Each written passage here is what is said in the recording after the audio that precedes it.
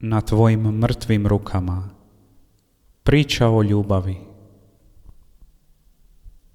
Hoću li se moći odmoriti na tvojim mrtvim rukama? Na zemlji bili smo si nekad kao stranci. Nismo se znali uvijek voljeti. Tvoje blage riječi otvarale su ranu u mojoj duši koja vapila je odmoriti se na tvojim rukama. Kada te ne bude, hoću li se moći odmoriti? Kada umreš, hoću li se moći odmoriti na tvojim rukama? Volim te, ako ne znaš, pruži ruke, molim te. Prije nego odeš, ispruži ih, jer ništa nema na ovoj zemlji što bi moglo osluškivati otkucaje leta ptica, bolje nego što je dijete znalo vidjeti ih. Bila si moja i bio sam tvoj.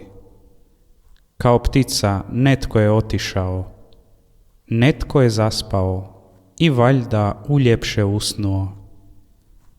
Tvoje srce mi je hladilo dušu.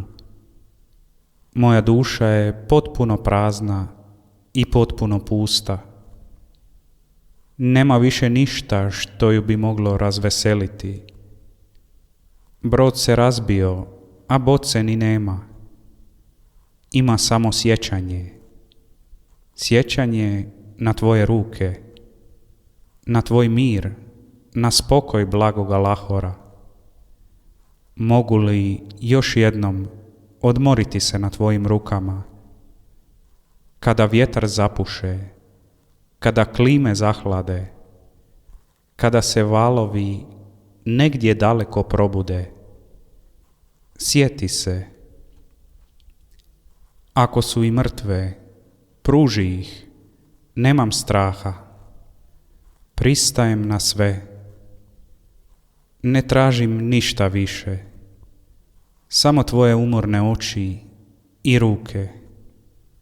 Ako su i mrtve, uz njih moja ljubav živjet će.